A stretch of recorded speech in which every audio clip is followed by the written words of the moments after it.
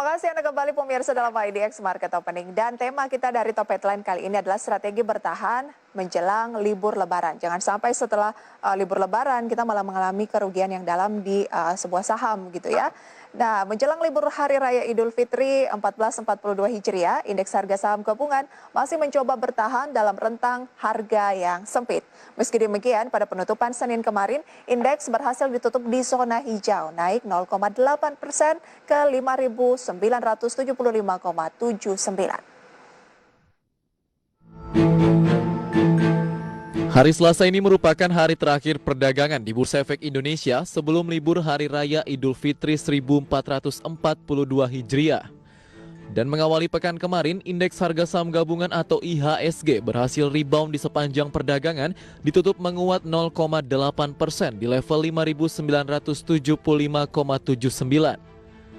Namun indeks masih belum mampu menyentuh level psikologi 6.000 dan bergerak dalam rentang sempit 5.941,93 hingga 5.985,37.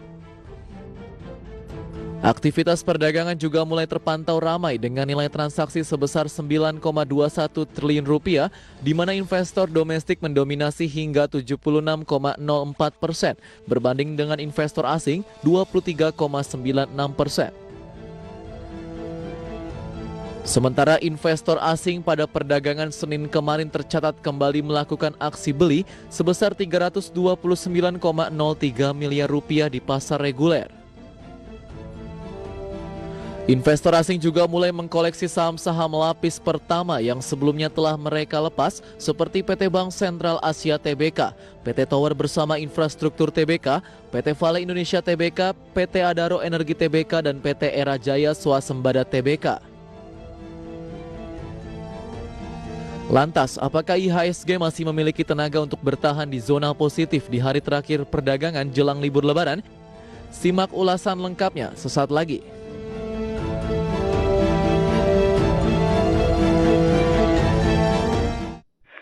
Itu dia pemirsa strategi bertahan menjelang libur lebaran. Kita akan berbincang bersama dengan Bapak Angga Raksa Aris Munandar, Head of Research dari NH Kurindo Sekuritas. Selamat pagi Pak Angga.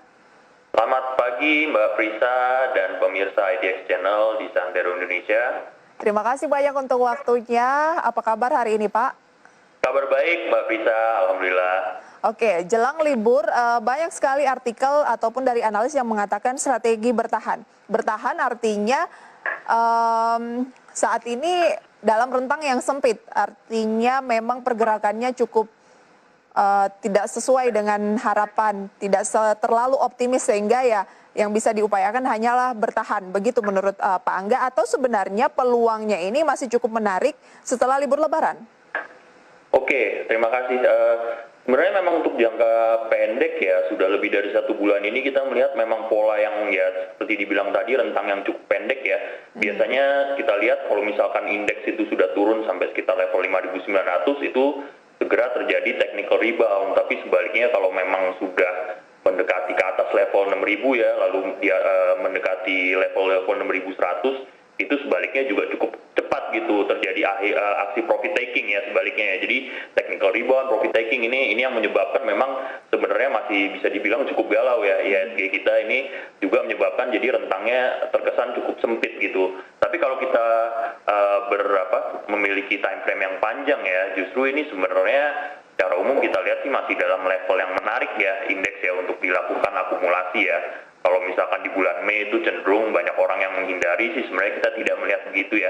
Kita sesuaikan lagi time frame-nya. Kalau memang kita untuk investasi jangka panjang, justru ini saat yang menarik ketika memang bursa di sisi lain juga kita tahu dari segi volume transaksi juga sedang turun gitu loh. Maksudnya ketika orang lain tidak melirik gitu ya, mungkin lebih banyak mungkin investing yang misalkan dananya lagi banyak keluar atau mungkin investor retail beralih ke instrumen investasi lain, justru itu sebenarnya bagi investor yang memiliki time frame investasi jangka panjang ini justru waktu yang cukup menarik untuk diakumulasi, begitu kurang lebih. Apakah karena faktor ini bulan Mei, biasanya siklus adalah sell on May, memang nggak terlalu sell saat ini, tapi ya nggak kemana-mana indeksnya? Oke, kita sih melihat ya salah satu jargon yang cukup populer ya, sell in May and go away ini sebenarnya ya kita sih tidak terlalu tidak menyarankan untuk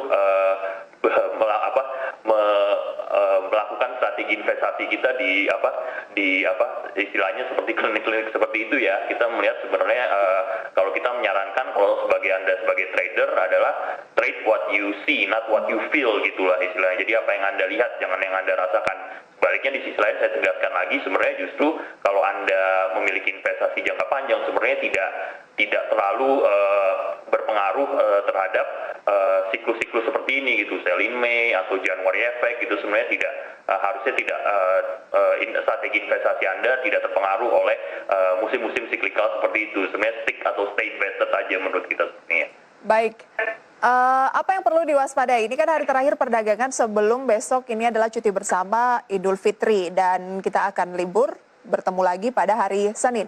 Apa yang perlu diantisipasi mungkin dari sejumlah data ekonomi dari luar yang mungkin akan mempengaruhi para investor melakukan aksi jual pada pembukaan perdagangan di hari Senin mendatang? Oke, sebenarnya sih cukup menarik ya, kita libur Lebaran ini sudah sama dengan tahun lalu ya, tidak sepanjang pada di masa normal ya. Kita tahu kita di masa pandemi sebenarnya relatif ini libur Lebaran sekarang ini cukup pendek ya, berarti kita hanya libur 3 hari bursa ya ini ya. Sebenarnya sih kita melihat memasuki ini kan hari terakhir ya sebelum libur Lebaran, itu kita masih melihat peluang IHSG bisa terus menguat ya, melanjutkan penguatan kemarin yang rebound cukup baik. Kita lihat juga terdorong data indeks keyakinan konsumen ya IKK yang untuk pertama kalinya masuk ke level ke zona optimis sejak awal pandemi ya, sejak bulan April tahun lalu gitu. Pertama kalinya kita di atas 100 atau menunjukkan level confidence lah istilahnya. Ini kan data yang cukup baik ya. Ini juga menyusul indeks PMI manufaktur yang sudah sebelumnya mencapai rekor tertinggi bahkan sejak indeks ini mulai dihitung ya. Ini kan sebenarnya menunjukkan sebenarnya fundamental ekonomi Indonesia ini kan cukup solid ya. Belum lagi memang kita sudah ekspektasi akan kemarin Q1 terkontraksi, tapi di sisi lain di kuartal 2 ini kan memang momentum pemulihan, puncak pemulihan yang kita tahu ya. Pemerintah juga mencanangkan bisa mencapai 6% di kuartal 2 ini. Tentu kita harap ini bisa menjadi titik balik gitu loh di bursa saham juga, akan menular ke bursa saham juga yang selama ini cenderung sangat sepi dari transaksi, juga diiringi sepi dari katalis positif baru gitu. Kita memang lihat kebangkitan ini tentu juga ditopang dengan kebangkitannya pemulihan dari laba-laba para emiten ya, ininya kurang lebih begitu Pak. Pak Angga, yang menarik juga dan mendorong bursa Eropa ini mengalami peningkatan sampai ke rekor gitu ya, Pan-European Stocks-nya. Ini ada harga seperti biji besi, baja, dan tembaga yang menyentuh rekor tertinggi. Bagaimana Anda mencermati harga-harga dari komoditas ini? Apakah juga mampu untuk memberikan sentimen positif sejumlah indeks ataupun harga saham ya, khususnya pertambangan di bursa domestik?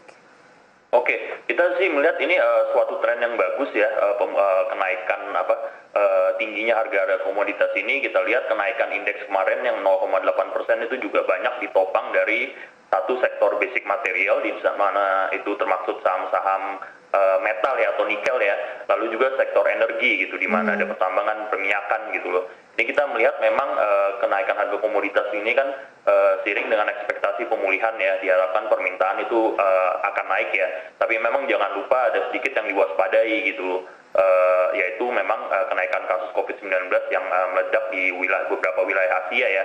Ini yang perlu diwaspadai karena kita melihat kenaikan harga tren naiknya ini mungkin bisa terhenti gitu kalau memang sampai kasus COVID-19-nya itu tidak terkendali gitu. Itu yang saya perlu diwaspadai sih. Tapi di sisi lain kita juga masih cukup melihat optimis ya, bahwa harga-harga komoditas ini tentu Indonesia sebagai yang memiliki banyak emiten-emiten berbasis komoditi itu tentu akan mendapat imbas yang baik gitu loh dari kenaikan harga komoditas dunia. Nah, memanfaatkan momentum kenaikan dari sejumlah komoditas, tapi memang tadi terkendala oleh angka COVID-19 di sejumlah negara yang belum bisa ditekan secara lebih masif ya. Tapi kalau memanfaatkan momentumnya, mumpung lagi rekor, apakah Pak Angga juga merekomendasikan sejumlah saham-saham dari sektor tambang?